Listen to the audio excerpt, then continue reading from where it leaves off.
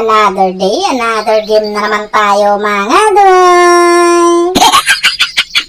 Naku po, ang lakas talaga ng loob ng unggoy na to mga doy. Kinuha talaga yung pulang mananap ko. Tanong ko lang mga doy, mita ba yung sun ngayon na ginagawang rom? Wala kaming pakialam! Bakit ba?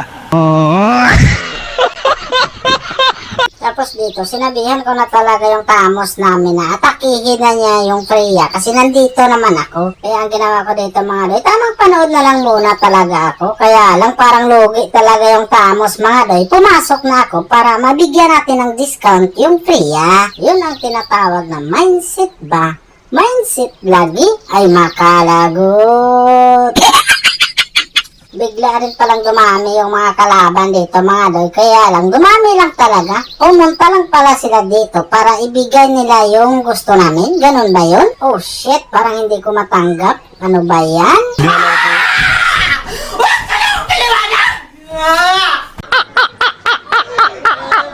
Sabi pala yung tigre namin dito na mag-invade doon sa blong mananap niya, no? Funny. Kaya ang ginawa ko mga doy, sinuportahan ko yung gusto niya. Kasi kailangan ko ikakampi ko. Ikakampi ko yan eh. Sa tingin niyo mga doy, kung hindi ko sinuportahan yung tigre, sa tingin niyo makuha ba namin yung dalawa na yon? Di ba? Hindi. Mindset ba? Mindset lagi ay makalagot.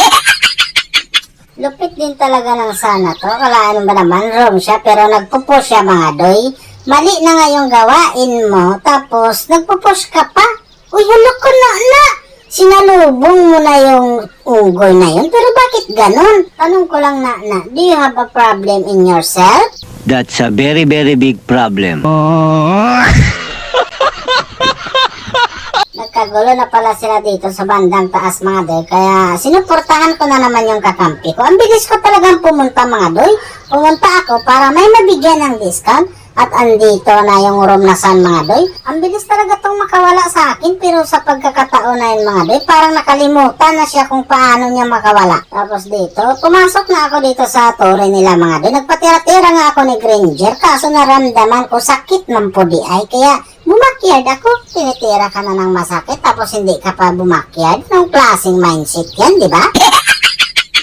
Tapos dito, yung panini mga doy, naglipad-lipad na naman. Kaso hanggang lipad-lipad lang talaga yung taon yung ginawa niya. Panini, wag mong masamain yung sasabihin ko sa'yo ha. Pwede ka bang mag-practice muna doon sa brawl? Kung pwede lang naman. Kasi baka sakaling makatulong, maging expert ka doon.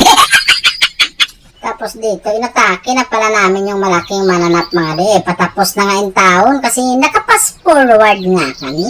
Kaso nandito man yung dalawa mga doy, Chang'e tsaka yung Granger. Pero ang pinili ko talaga, si Granger talaga mga doy. Kasi may paputok yan eh. Ayaw ko talaga sa lahat yung may putok. Pasensya ka na lang talaga muna Granger kasi ikaw yung napili ko. Sana maintindihan mo rin ako. Tapos dito mga doy, naramdaman ko kasi sa mga kalaban ko na unti-unti na yung taon silang nanghina. Kaya ang ginawa namin ng mga kakampi ko, pinag-vacation leave na lang namin sila. Pakiramdam ko, nakatulong naman siguro kami sa ginawa namin sa kanila eh.